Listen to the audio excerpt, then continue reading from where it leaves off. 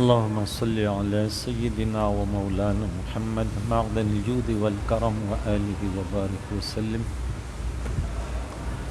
اللهم ربي زدني علما والحقني بالصالحين. اللهم إني أسألك علما لدني والمشرب الصافي هني يا وهاب يا غني. أعوذ بالله من الشيطان الرجيم. بسم الله الرحمن الرحيم. یا ایھا الذین آمنوا اذکروا اللہ ذکرا کثیرا وسبحوہ بکرۃ واصیلا هو الذی یصلی علیکم وملائکتہ لیخرجکم من الظلمات الی النور وکان بالمؤمنین رحیما تحیتہم یوم یلقونہ السلام وأعد لهم اجرا کریما. آمنت باللہ صدق اللہ خالقنا العظیم وصدق رسولہ النبی الکریم وَنَحْنُ عَلَى ذَلِكَ لَمِنَ الشَّاهِدِينَ وَالشَّاكِرِينَ وَالْحَمْدُ لِلَّهِ رَبِّ الْعَالَمِينَ. حاضرین و سامعین کرام، قرآن مجید فرقان حمید کا درس سورہ احزاب سورت نمبر 33 ہے. اس کی 40 آیتیں ہو گئی. آج کے درس میں رب کریم فرماتا ہے، اس سے پہلے جو تھا کہ پیارے آقا دو جان خاتم النبیین ہے، اس پر ہم نے گفتگو کی. آج کے ذکر درس میں شروع کی آیت ہے کہ یا ایھا الذین آمنوا، اے ایمان والو. یا ایھا الذین آمنوا 88 مرتبہ قرآن میں تقریباً اس کا ذکر ہے. مختلف احکام دینے کے لیے اللہ تعالیٰ پیارے نبی کی امت کو مخاطب کر کے پھر ایک حکم دیتے ہیں. تو یہاں پہ پہلے متوجہ کیا محبت کی ندا. جب کوئی محبوب، کوئی اپنے، اب ہم اللہ سے محبت کرتے ہیں اور وہ ہمیں اس قدر خالق اور مالک. بعض ایسے ہوتے ہیں آپ محبت کرتے ہیں لیکن وہ آپ سے محبت نہیں کرتا. ہم بادشاہ وقت سے، وزیر اعلیٰ سے، فلاں سے بڑوں سے محبت کرتے ہیں، وہ غلطی سے بھی ہمارا نام نہیں لیتے.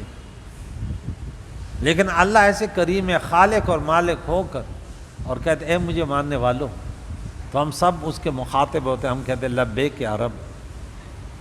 تو کیا اذکروا یاد کرو. اللہ فرماتے اذکروا یاد کرو. کس کو؟ اللہ کو یاد کرو. اے مجھے ماننے والوں مانا کیا ہے؟ جو آج ہمیں عشاء کی نماز میں پڑھا کہ سورۃ نمبر 2 سورہ بقرہ اور آیت نمبر 150 کہ کیا اس میں فرمایا فاذکرونی اذکرکم واشکروا ولا تکفرون.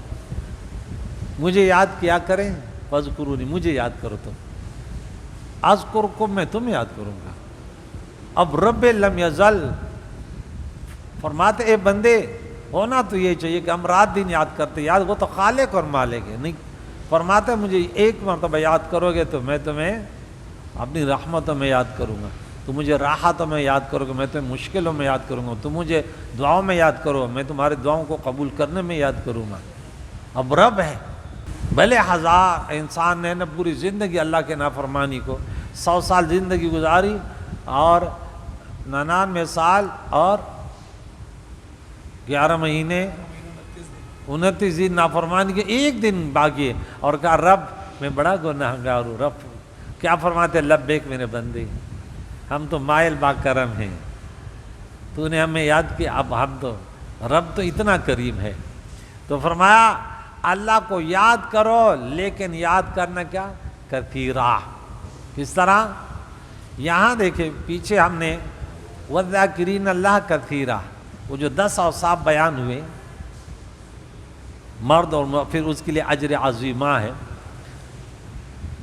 تو یہاں پہ رب فرماتا ہے کہ کثرت سے مجھے یاد کرو، وَسَبِّحُوهُ، اور اس کی پاکی بیان کرو. تسبیح اور تحمید، اللہ ہر عیب سے پاک ہے. تنزیہ اللہ کے بن کے، اللہ تنزیہ یعنی ہر چیز ہر عیب سے پاک ہے. بکرۃ واصیلا، صبح اور شام تمہاری زبان چلتی رہے تو اللہ کا ذکر ہو، اللہ کا ذکر ہو.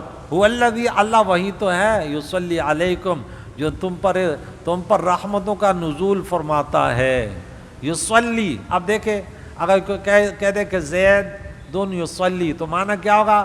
زید نماز پڑھ رہا ہے، لیکن اللہ تعالیٰ کی طرف واقع معراج میں بھی آتا ہے کہ مجھے یہ آواز ہے کہ رب کو یصلی، تیرا رب یصلی، تو کہتے ہیں میں نے ذہن میں ایک لمحہ لیا کہ نماز، یعنی وہ آپ پر کیا فرماتا، رحمتوں کا نزول فرماتا ہے۔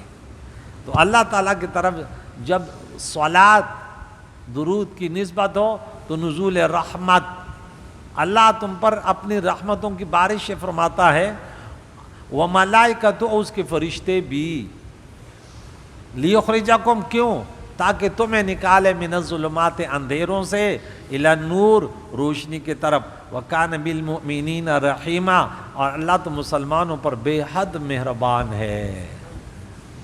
اور حضور کی صفت ہم نے کس صورت میں پڑھی تھی کہ بالمؤمنین رؤوف الرحیم، یاد نہیں ہے؟ سورت نمبر 9 آیت نمبر 128، بالمؤمنین رؤوف۔ اب دیکھیں رؤوف الرحیم نبی کی بھی صفت ہے، اور یہاں اللہ کی بھی رؤوف الرحیم بالمؤمنین، لیکن معنی الگ الگ ہے۔ وہاں رؤوف الرحیم میں جو پیارے عقائد و جان کے لیے جو معنی پائے جاتے ہیں، اور اللہ کے لیے جب آتے اس میں کوئی نسبت نہیں ہو سکتی، اگرچہ مشاکلت فی اللفظ ہے، بس فقط فی اللفظ، معنوی اعتبار سے نہیں۔ درسوں میں انشاءاللہ عقیدے مضبوط ہو جائیں گے آپ کے۔ تحیتہم یوم یلقونہ السلام، تو ان کی دعا یا ان کو جو پیش کیا جائے گا جس دن اللہ کا دیدار کریں گے، وہ کیا ہوگا؟ سلام۔ سورہ رعد میں ہم پڑھ چکے تھے آیت نمبر 23 اور 24 میں، فرشتے آئیں گے ہر دروازے سے، سلام علیکم بما صبرتم۔ تو دنیا سے جا رہا ہے سلام پیش ہو رہا ہے، قبر میں جا رہا ہے سلام پیش ہو رہا ہے، قبر سے نکل رہا ہے سلام پیش ہو رہا ہے۔ کس کے لیے؟ جس نے اللہ کی بندگی کی، اللہ کی طرف سے، سلام قولا من رب الرحیم،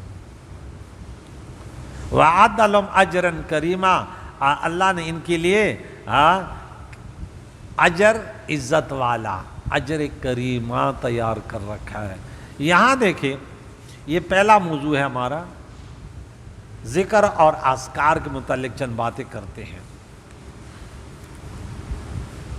احادیث مبارکہ میں آتا ہے، حضرت عبداللہ ابن عباس رضی اللہ تعالی عنہما بیان کرتے ہیں کہ پیارے عقائد و جان علیہ الصلوۃ والسلام نے فرمایا،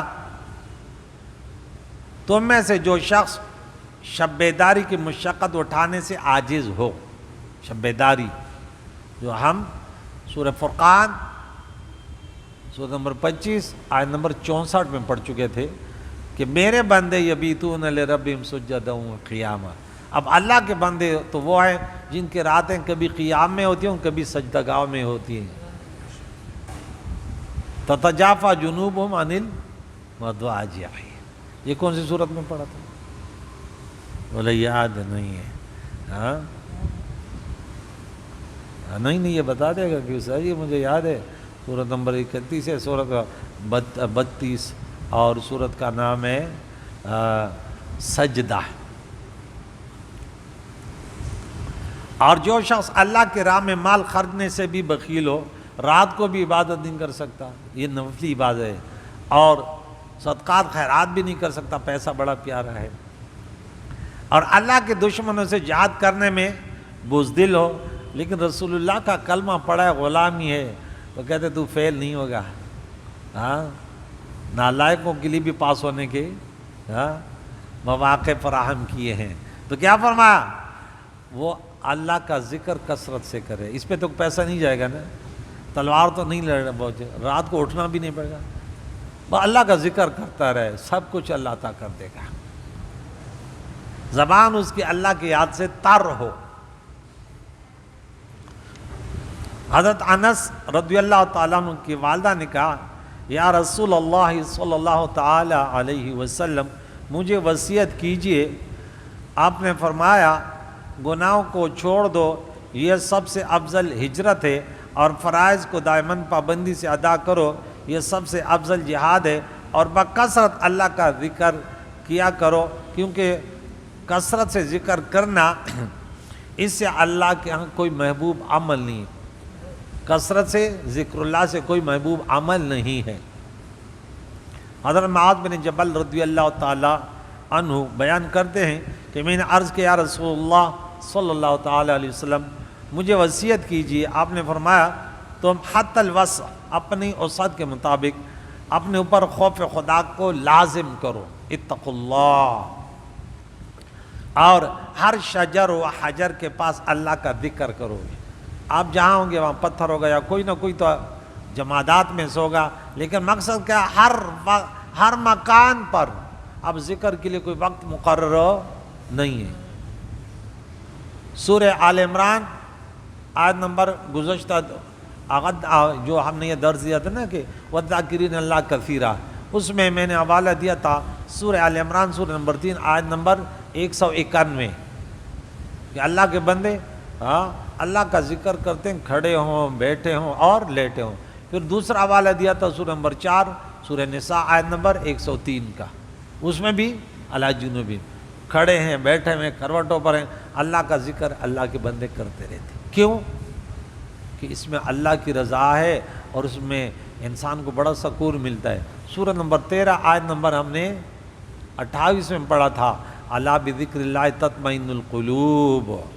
نہ دنیا سے، اس کا ترجمہ ہے، نہ دنیا سے، نہ دولت سے، نہ گھر آباد کرنے سے تسلی دل کو ہوتی ہے اللہ کو یاد کرنے سے۔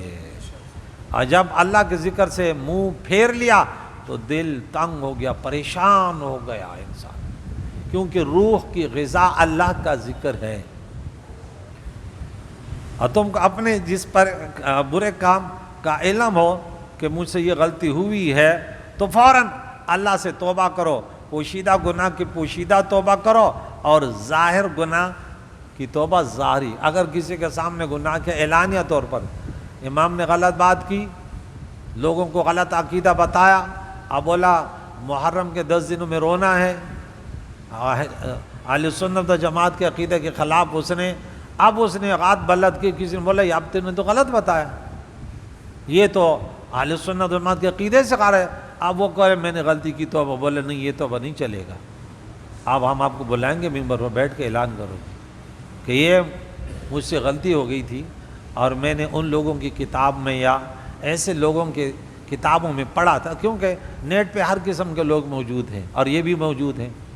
ہم اہل سنت و جماعت اپنے اسلاف کا ذکر کرتے ہیں، ذکر خیر کرتے ہیں اور اس کو سعادت مندی اور محبت کی علامت،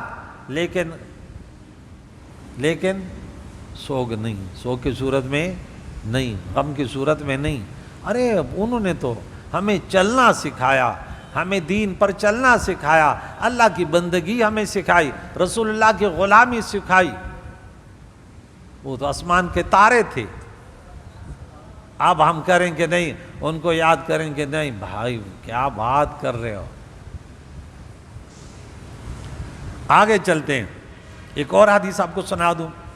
حضرت ابو سعید الخدری رضی اللہ تعالیٰ عنہ فرماتے ہیں کہ رسول اللہ صلی اللہ علیہ وسلم نے فرمایا اس قدر کثرت سے اللہ کو یاد کیا کرو کہ لوگ کہیں کہ یہ دیوانہ ہے۔ اب کثرت کتنا ذکر اللہ کا کریں، اللہ فرمایا اذکروا اللہ ذکرا کثیرا۔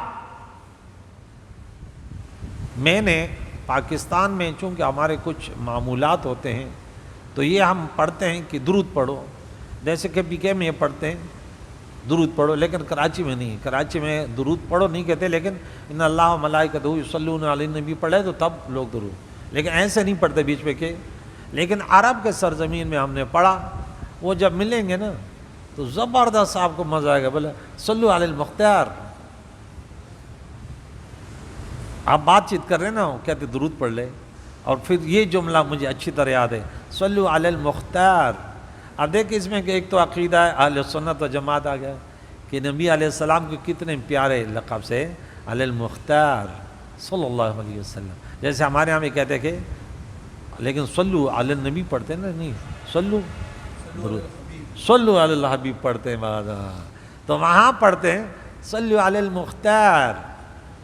دوسری بات کہ وہاں یہ بہت زیادہ ہے، اذکر ربک یا مومن، اذکر ربک یا مومن. اب بیٹھے بولے گا اذکر ربک یا مومن، مومن اپنے رب کو یاد کرے، وہ شروع ہو جاتے ہیں. تقریر کر رہے تو اس کے دوران تو یہ آیت جو ہم نے پڑھی، یعنی آپ نے کسی سے یہ نہیں سنو گی ممبر پر یا کس کے کہ انہوں نے یہ آیت پڑھی ہو کہ یا ایھا الذین آمنوا اذکروا اللہ ذکرا کثیرا، آپ پڑھ لیں لا الہ الا اللہ لا. اب اس کا جو اب یہی ہے نا، جیسے صلو علیہ وسلم تسلیما، تو ہم کیا پڑھتے ہیں صلی اللہ علیہ النبی امی، کیونکہ وہاں بھی یہ حکم ہے نا یا ایھا الذین آمنوا، وہاں بھی ہے یا بھی یا ایھا الذین آمنوا. لیکن آپ نے اپنی زندگی میں یہ نہیں سنا آپ نے نہیں سنا. آپ تو تب پڑھو گے نا جب ہم یہ تربیت دیں گے کہ اللہ کا ذکر کتنا کرنا ہے. یہ تو قرآن خود بتا رہا ہے، اتنا ذکر کرنا ہے. میرے نبی نے بتایا قرآن پاک کے سب سے دنیا میں آنے کا مقصد بھی تفسیر قرآن تھا. کیا؟ ربنا وابعث فیہم رسولا منہم یتلو علیہم آیات ویعلمہم الکتاب. تو ذکر کثیر کیا ہے؟ حضور نے فرمایا اتنا میرے رب کا ذکر کرو، اتنا اپنے خالق اور مالک کا ذکر کرو کہ لوگ کہتے یہ دیوانہ ہے. کیا ہے؟ تمہیں لوگ دیوانہ کہہ دے، اتنا اللہ کا ذکر کرو. تو یہاں تو اگر ہم کونے میں بیٹھ کے اگر ذکر کریں، ہم دونوں ہم ذکر خفی کے بھی قائل ہیں اور ذکر بالجہر بھی. لیکن اگر وہاں بیٹھے مسجد خالی بھی ہے تو کوئی نہ کوئی آ جائے گا، بھائی مسجد میں ذکر کر رہے ہیں. کوئی ادھر سے آئے گا، بھائی ہماری نماز. حالانکہ ہم تھوڑے پیچھے چلے جاتے ہیں، میں KPK میں تھا تو ذکر کے بڑے اچھے حلقے ہوتے تھے، بہت زبردست انداز سے ذکر ہوتا تھا. اب تو کوئی حلقہ بھی نہیں، کہاں کوئی جائے گا ذکر کے لیے. ہمارے پیران اعظام بھی ایسے کوئی طریقہ نہیں ہے کہ بھائی کم از کم ایک ہفتے میں کم از کم 1 گھنٹہ اس کے لیے ایک ذکر کا ایک حلقہ ہو. اس سے جو ہے نا اللہ کے نبی نے کیا فرمایا حدیث میں آپ کو سنا دوں گا.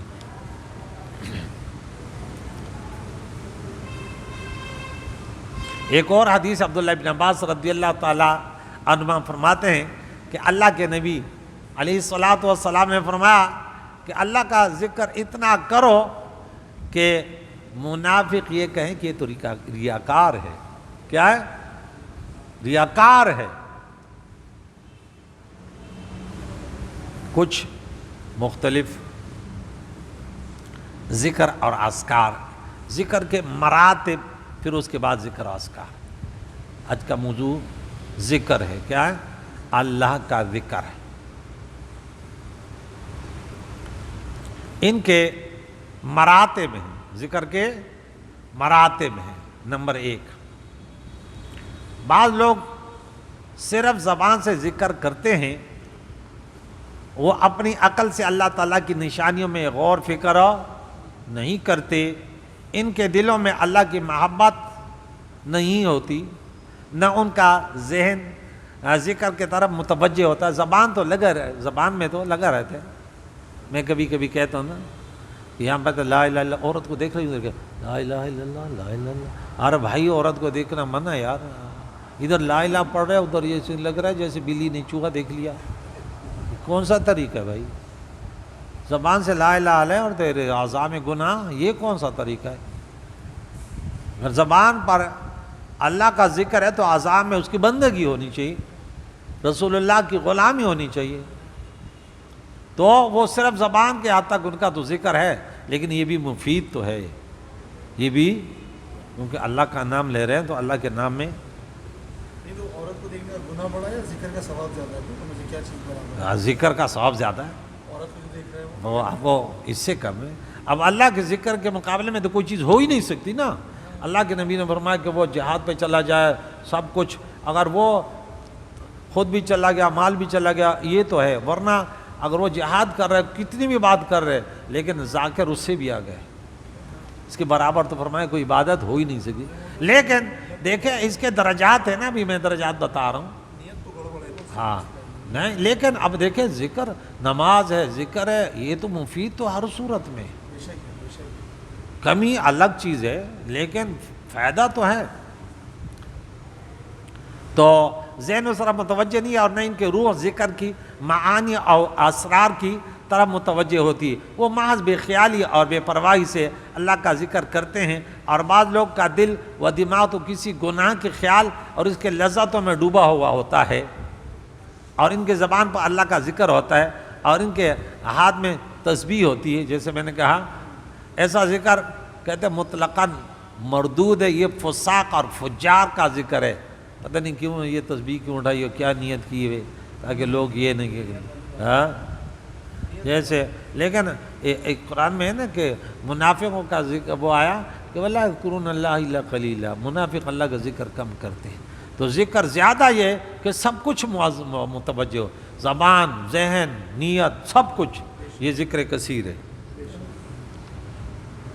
دوسرا مرتبہ ذکر کا، بعض لوگ اللہ تعالیٰ کی نشانیوں میں غور فکر کر کے اس کا ذکر کرتے ہیں، لیکن اس کا ذہن اس کے طرف مستحضر نہیں ہوتا، اور نہ ان کے دل میں اللہ تعالیٰ کا انس اور اس کی محبت ہوتی ہے، اور ان کے روح میں انہماک اور استغراق ہوتا ہے۔ یہ نیک لوگوں کا ذکر ہے، اور پہلی قسم کی بنسبت یہ اس سے زیادہ مقبول ہے، افضل ہے۔ نمبر 3، بعض مسلمان زبان سے اللہ کا ذکر کرتے ہیں، اور ان کی عقل اللہ کی نشانی میں غور و فکر کرتی ہیں، اور ان کے دلوں میں اللہ تعالیٰ کی محبت ہوتی ہے، لیکن ان کے روح اللہ کی یاد میں منہمک اور اس کے تجلیات میں مستغرق نہیں ہوتی۔ یہ مقربین، عارفین اور اولیاء اللہ کا ذکر ہوتا ہے۔ نمبر 4، اور بعض ایسے ذاکرین ہیں جو زبان، عقل، قلب اور روح کے ساتھ اللہ کا ذکر کرتے ہیں اور اس کو یاد کرتے ہیں، یہ انبیاء علیہ السلام کا ذکر ہے۔ اللہ کا ذکر کرنے سے دلوں سے گناہ کا میل اور زنگ وغیرہ دور ہوتا ہے، اور بالکل وہ شیشے کی طرح چمک جاتا ہے۔ اللہ کے نبی علیہ السلام نے فرمایا، عمر بن عاص رضی اللہ تعالیٰ عنہ راوی ہیں کہ فرمایا کہ ان دلوں کو زنگ لگتا ہے، ان دلوں کو ان هذه القلوب تصدع كما يصدع الحديد اذا اصابه الماء، جیسے لوہے کو پانی لگتا ہے تو اس پر زنگ لگ جاتا ہے۔ بولا گناہ جب انسان کرتا ہے تو دل زنگ آلود ہوتا ہے، انسان کی جو قوت ایمانی ہے، جو اعمال صالحہ کی قوت ہے وہ کمزور ہوتی جاتی، جیسے انسان زیادہ دوائی کھاتا ہے نا، کہتے ہیں اس کی قوت مدافعت نے کام چھوڑ دیا، ایسی بیماری بھی ہوتی ہے کہ اس میں قوت مدافعت کمزور ہو جاتی ہے، ایسی بیماریاں ہیں۔ تو اسی طرح گناہوں سے پھر گناہوں کی طاقت بڑھ جاتی ہے، اور نیکی والی قوت، وہ اس کو بولو نا درس قرآن میں بولے یہ کیا کہہ رہے بھائی، وہ سمجھتا ہے کہ یہ مجھ سے پہاڑ اٹھا رہا ہے، وہ اتنا گناہوں میں لت پت ہے، وہ سوچ بھی نہیں سکتا کہ میں مسجد میں آؤں گا اور 1 گھنٹہ بیٹھوں، نہیں بھائی یہ کیا بات کر رہے ہو، ہم تو فرض نماز پڑھتے ہیں گھڑیوں کی طرف یوں دیکھ رہے ہوتے ہیں، استاد جی نے 10 منٹ میں نماز پڑھا دی، یہاں نہیں ہوں گا، میں وہاں جاؤں گا جہاں پہ 4 منٹ میں نماز پڑھاتے ہیں۔ تراویح میں رمضان میں بڑا تماشا ہوتا ہے، ہاں وہ نہیں پچھلے سال والا تو پونے گھنٹے میں پڑھاتا، اس نے 1 گھنٹے میں کیوں پڑھائی، اگر 10 روپے زیادہ ملتے تو بولا اچھا ہوا تھا۔ انا للہ و انا الیہ۔ تو عرض کیا کہ یا رسول اللہ یہ دل پھر صاف کیسے ہوتے ہیں، تو کیا فرمایا، اللہ کے ذکر سے، قرآن پڑھنا، قرآن پاک سننا، یہ بھی اللہ کا ذکر ہے۔ کیا ہے؟ اللہ کا ذکر ہے، کثرت سے موت کو یاد کرنا اور قرآن پاک تلاوت کرنا، یہ کیا ہے؟ ذکر اللہ ہے۔ اب مختلف اذکار کا تھوڑا سا وہ آپ کو بتا دوں کہ نماز پڑھنا بھی ذکر ہے، جتنی بھی عبادتیں سب کیا ہے؟ اللہ کا ذکر ہے۔ جہاں ذکر، جیسے ہم نے سورہ طٰہٰ سورہ نمبر 20 آیت نمبر 124 میں پڑھا تھا کہ وَمَنْ أَعْرَضَ عَنْ ذِكْرِي فَإِنَّ لَهُ مَعِيشَةً ضَنْكًا، یہ ذکر، یہ بھی قرآن پاک بھی اللہ کا ذکر ہے۔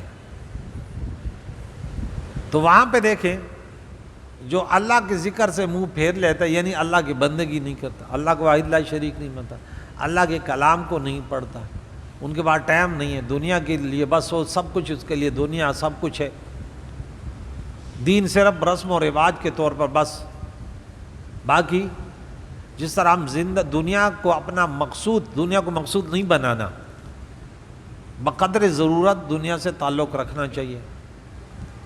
یہ نہ سمجھے کہ بس وہ کہتے نہیں میرے لیے سب کچھ دنیا ہے. ایک انسان ہم جب جاتے ہیں نا کسی علاقے میں سب سے پہلے کاروبار کے لیے سوچتے ہیں گھر کیسے ملے گا, کاروبار کیسے, ماحول.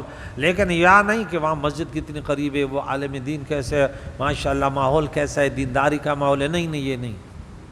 امریکہ ہو, برطانیہ ہو, لیکن جتھے 2 روپے دی خیر ہو. بس کسی کو میں نام نہیں لیتا, مشہور ہے, تو بولا تو جنت میں جائے گا جہنم میں؟ بولے جتھے 2 روپے دی خیر ہو. جتھے جہنم میں اگر 2 روپے مل جائیں تو وہاں چلے جائیں گے. بولے کون سے ملک میں جاؤ گے؟ جہاں نوکری مل جائے. جنت تو بھائی ہم تو کہتے ہیں کوئی بولے کہ کہاں جانا ہے تو ہمارا تو ایک ہی زبان ہے, بس ایک ہی ایمان ہے. ہاں کہاں جاؤ گے؟ مدینہ منورہ. بھائی اور ہمارے لیے کون سی جگہ ہے؟ اللہ اکبر. اسی کی اللہ پاک کے اسماء الحسنی کا بھی ورد کرنا ذکر ہے.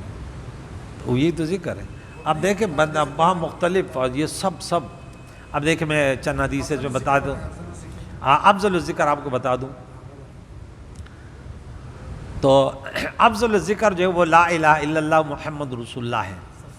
حضرت جابر بن عبداللہ رضی اللہ تعالی عنہ بیان کرتے ہیں کہ میں نے رسول اللہ صلی اللہ علیہ وسلم کو فرماتے ہوئے سنا کہ افضل الذکر لا الہ الا اللہ ہے اور افضل الدعاء الحمدللہ ہے.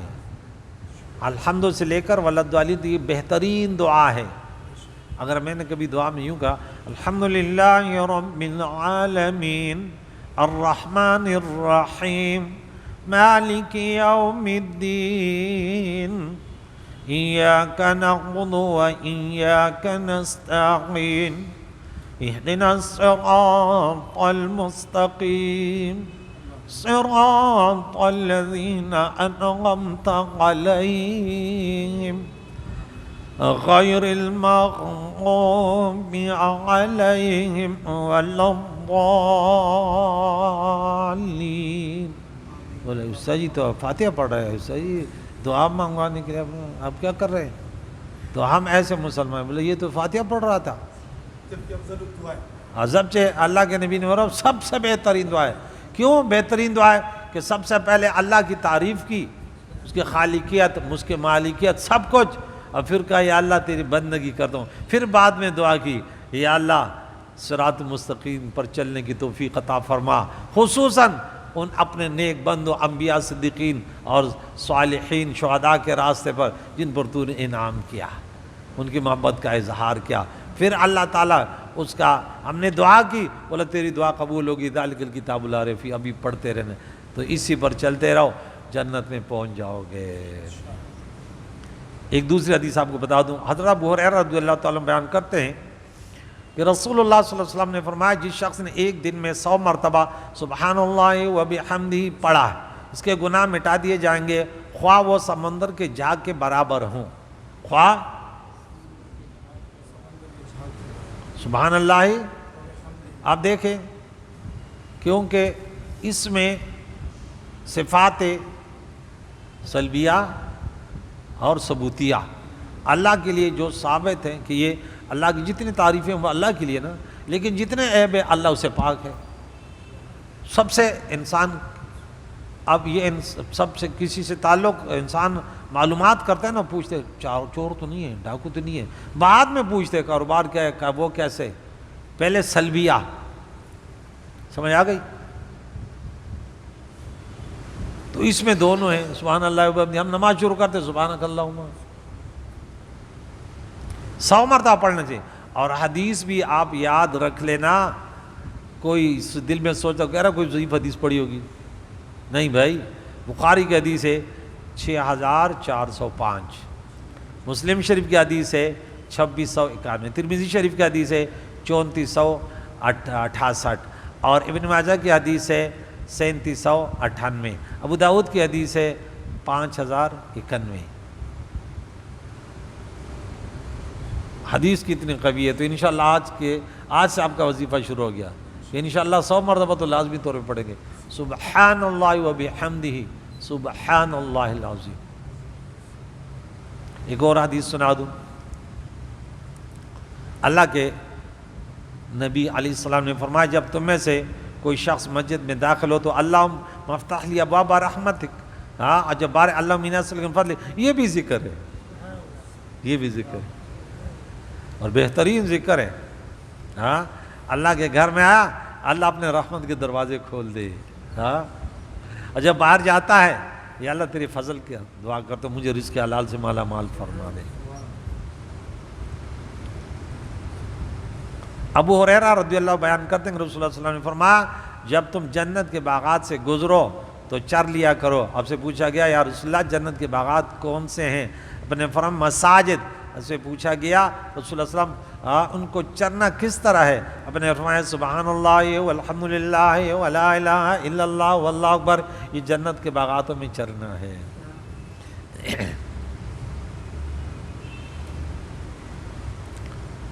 آخری حدیث سنا دیتا ہوں. حضرت مغیرہ بن شعبہ رضی اللہ تعالیٰ بیان کرتے ہیں کہ رسول اللہ صلی اللہ علیہ وسلم نے فرمایا ہر نماز کے بعد پیارے عقائد و جان پڑھتے تھے لا الہ الا اللہ وحدہ لا شریک لہ لہ الملک و لہ الحمد وعلی کل شیء قدیر اللہم لا مانع لما اعطیت ولا معطی لما منعت ولا ينفع ذا الجد منک الجد. یہ بھی بخاری کی حدیث ہے 844 مسلم میں 593. لا الہ الا اللہ، اللہ کے سوا کوئی معبود نہیں، وحدہ وہ اکیلا ہے، لا شریک لہ اس کا کوئی شریک نہیں، لہ الملک اس کے لیے بادشاہت ہے، ولہ الحمد اس کے لیے تعریف ہے، وہو علی کل شیء قدیر وہ ہر چاہت پر قدرت رکھتا ہے، وہ ہر یہ ترجمے یاد رکھا کرو. ہاں بعض کہتے ہیں نہیں اللہ ہر چیز پر قادر، پھر ایسے ایسے کہاں لے جاتے ہیں اللہ کی پناہ. اللہ ہر عیب سے پاک ہے تو اللہ شیء شاء بس. لا مانع لما اعطیت، جو تو دیتا ہے اس کو کوئی منع کرنے والا نہیں ہے. وہ کہتے ہیں نا ہمارا فلاں نے رزق کر دیا بنا کر ایک آیت تو میں نے بولا حضور والا میں نے یہ والی آیت اس کو سنا دی، آپ لوگ بھی سن لیں، عقیدہ اس سے پختہ ہوتا ہے. یہ تو حدیث ہے نا کہ یا اللہ تو جو دیتا ہے اس کو کوئی منع نہیں کر سکتا، اس کو کوئی منع، اور جو تو منع کر دے وہ کوئی دے نہیں سکتا. تو یہ ہے سورہ نمبر 35 آیت نمبر 2 ما یفتح اللہ للناس من رحمت فلا ممسک لہا، اللہ اپنے رحمت میں سے جو کھول دے پھر اس کو کون منع کر سکتا ہے. اللہ جو رحمت کسی کو دینا چاہتا ہے، ملک کا ایک بادشاہ ہے جس کو ہم کہتے ہیں بڑا وزیر، کیا کہتے ہیں بڑا وزیر، اردو میں نے بولیا ہاں سب سے بڑا وزیر. تو کیا اس کو کوئی پاکستان میں کوئی روکنے والا ہوگا؟ بھلے وہ یہاں کا پیسہ لے کر انگلینڈ میں بنگلے بنا لے، دبئی میں بنا لے، کیوں کہ وہ سب پر حاوی ہے. کسی کو نشانہ نہیں بناتے بولے کس نے بنایا، کہ ہمارے سے کیا تھا، ہم کوئی کسی پارٹی سے نہیں ہے، لیکن وہ بنا سکتا ہے. کسی کو نوکری دے، نالائق کو بڑی نوکری دے دے اور لائق اور فائق کو اٹھا کے جیل میں ڈال دے، کون پوچھے گا؟ بولے ایک دن تو اللہ پوچھے، ایک دن تو اللہ پوچھ لے کہ بندے تیرے کو اختیارات اس لیے دیے تھے. تو اور فرمایا کہ وما یمسک، اور جو رحمت ہے اللہ نے صحت لے لی، اللہ نے روزگار لے لیا، ہاں تو فلا مرسل له من بعدہ، اور اس کے بعد کوئی دینے والا نہیں ہے. یہاں دیکھیں جو تو دیتا اس کا کوئی، جو منع کر لے کوئی دینے والا نہیں ہے، جو منع کر دے لما منع تو ولا ينفذ الجد منك الجد، اور دولت مند کو تیرے ہاں اس کی دولت کوئی فائدہ نہیں دے گی کہ کوئی بڑا طاقتور وقت کا قارون بن جائے. لیکن اللہ کے ہاں اگر کسی کو رتبہ اور مقام حاصل ہے تو وہ سورت نمبر 49، کیا 49 کون سی سورت ہے؟ سورہ حجرات، سورہ فتح کے بعد، اور آیت نمبر 13 ہے ان اکرمکم عند اللہ اتقاکم. تم میں سے سب سے اللہ کے ہاں عزت والا، سب سے عزت والا وہ تقویدار پرہیزگار ہے. تو یہاں پھر ہم نے پڑھا کہ اللہ تعالیٰ یصلی علیکم تم پر درود پڑھتا ہے، ان اللہ و ملائکتہ یصلون علی النبی. اب درس میں یہ بات تمہارے ذہن میں آئے گی کہ اللہ اپنے نبی پر اور اللہ کے فرشتے نبی پر بھی درود پڑھتے ہیں اور نبی علیہ السلام کی امت پر بھی درود پڑھتے ہیں. رسول اللہ کی امت پر بھی اللہ اور اللہ کے درود پڑھتے ہیں. اس کا کیا معنی ہے؟ 2-3 باتیں کر لیتے ہیں اس میں بھی. تو جب اس کی نسبت اللہ کی طرف ہو درود کی تو معنی ہوتا ہے نزول رحمت فرماتا ہے، اور فرشتوں کی طرف ہو تو اس کا معنی ہوتا ہے وہ استغفار کرتے ہیں. یعنی وہ مسلمانوں کے لیے، جیسے ہم کہتے ہیں کہ سورہ حشر کی آخری 3 آیتیں سب کو یاد ہوتی ہیں، جو پڑھ لیتے ہیں صبح تو شام تک، جو شام پڑھے صبح تک 70,000 فرشتے اس کے لیے دعائیں مغفرت کرتی ہیں.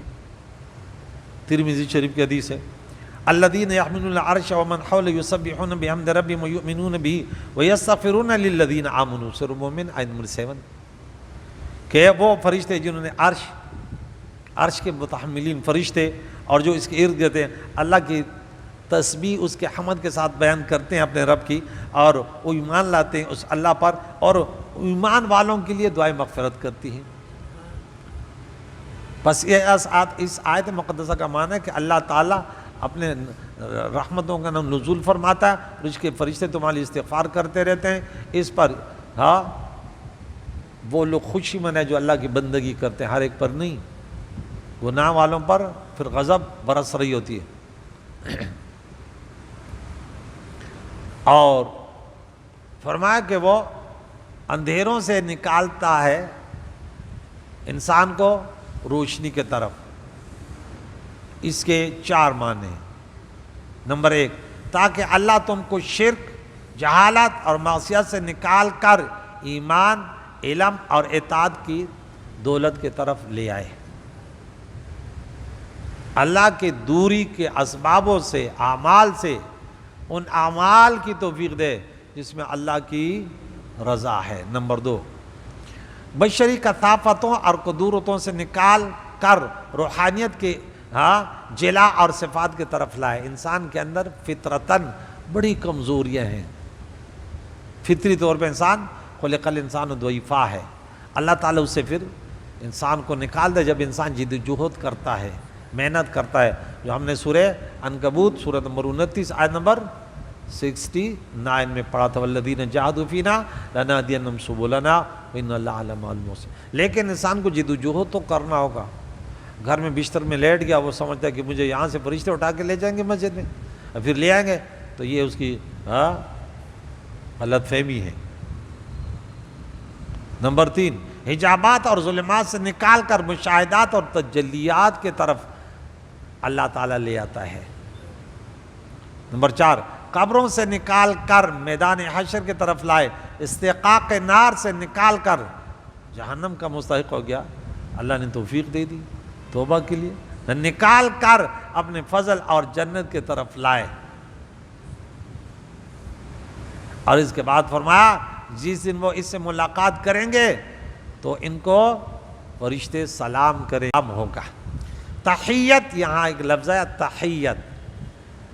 اکثر لوگ سلام صحیح نہیں کرتے. میں تو مولویوں سے اس بات سے بڑا، میں لکھتا ہوں السلام علیکم ورحمۃ اللہ وبرکاتہ، وہ لکھے وعلیکم السلام، میں فوراً وہ آیت لکھ کے بھیج دیتا ہوں. میں بولے آیت ذرا پڑھو، اس پر عمل بھی کرو. جب علماء عمل نہیں کریں گے تو پھر فائدہ ہی نہیں. ہم دوسروں کو سکھائیں گے نا. میں نے کئی مولویوں سے صرف اس نے لکھا ہے بھائی تو عالم دین ہے تو کی لکھا ہے سلام. میں نے بولے سلام کس کا نام ہے سلام؟ بعض لکھتے ہیں السلام علیکم. یہ طریقہ کس کا؟ میں اب چونکہ میڈیا پر بات جا رہی ہے، کس کا ہے؟ کوئی ناراض نہ ہو جائے. 12 سال میں یہ بھی نہیں سکھا سکا میں کہ جب لکھیں گے بھائی خدا کے بندے ایسے انگلش کے ایسے پیارے پیارے جملے یاد کر لیتے ہیں یوں یوں یوں، اور یہ تک کہ سلام کس طرح لکھتے ہیں یہ پتہ نہیں ہے. تو سیکھ لو، ٹھیک ہے نا. السلام، الف کے بعد کیا لگانا ہے؟ لام. اگر لام نہیں لگا تو پھر ہوگا السلام، اور پھر واو بھی لگا لیتے ہیں نا، وہ کہتے ہیں کہ السلام واو ہے، پھر اس کا معنی ہے السلام علیکم، کیا سلام ہو اور آپ پر، کہتے میں تمہیں سلام نہیں کرتا۔ اس آیت میں تحیت کا لفظ آ گیا، ٹھیک ہے، یہ کلمہ آ گیا کہ تحیتم یوم یلقونہ السلام، اور تحیت کا معنی کسی کے لیے حیات کی دعا کرنا۔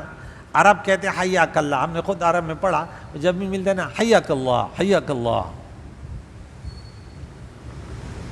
آپ نے سنا ہوگا جن نے عرب میں مغزہ حیاک اللہ، اللہ تم کو حیات عطا فرمائے، اللہ آپ کو زندہ رکھے۔ پھر ہر نیک دعا کو تحیت کہا جانے لگا۔ ملاقات کے وقت جو دعائیہ کلمات کہے جاتے ہیں ان کو بھی تحیت کہا جاتا ہے۔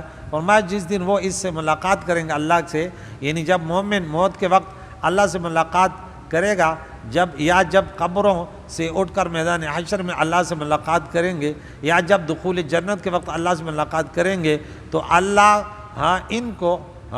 کی طرف سے ان کو سلام پیش کیا جائے گا، اور یہ سلام مومنین کی تکریم و تشریف کے لیے ہوگا، اور یا فرشتوں کی طرف سے ان کو سلام پیش کیا جائے گا۔ والملائکۃ یدخلون علیہم من کل باب سلام علیکم بما صبرتم فنعم عقبی الدار، سورہ رعد آیت نمبر 23-24۔ ہر دروازے سے فرشتے آئیں گے سلام کرنے کے لیے، کیا عزت ہوگی ہے۔ حضرت عبداللہ بن مسعود رضی اللہ عنہ فرماتے ہیں جب ملک الموت مومن کی روح قبض کرنے کے لیے آئے گا تو کہے گا تمہارا رب تم کو سلام بھیجتا ہے۔ برا بن عازب رضی اللہ عنہ فرماتے ہیں ملک الموت ہر مومن کی روح قبض کرنے سے پہلے اس کو سلام کرتا ہے۔ اللہ تعالیٰ سے دعا ہے آج ہمارا ذکر کا یہ درس کہ یقیناً اس میں ہمارے لیے بہت کچھ ہے۔ ایک تو یہ کہ جو جتنے وقت میں ہم نے پڑھا اس پر اللہ تعالیٰ اجر عظیم، یہ سب سے بہترین ہمارے زندگی کے بہترین لمحات ہیں جو میڈیا پر بھی سنتے ہیں ان کے لیے۔ آپ دیکھیں کہ نفس اس کے لیے تیار نہیں ہوتا کہ آپ کسی کا درس سنیں، وہ کہتے ہیں یار کوئی ٹک ٹاک لگا، کچھ فیصلے لگا، کوئی ڈرامے لگا، لیکن یہ بہت جنتیوں کی پہچان ہے، سعداء اہل جنت ان کی پہچان ہے۔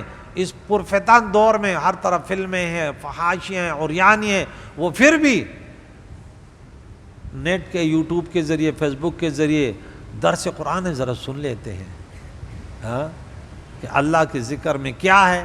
کریم اللہ سے دعا ہے جو ہم نے سنا اور سنایا گیا اللہ قبول فرمائے، اور ہمیشہ کے لیے ہمیں اللہ صراط المستقیم پر گامزن فرمائے، دنیا کے فتنوں سے بچائے، بیماریاں روحانی جسمانی امراض سے ہمیں اللہ شفا عطا فرمائے۔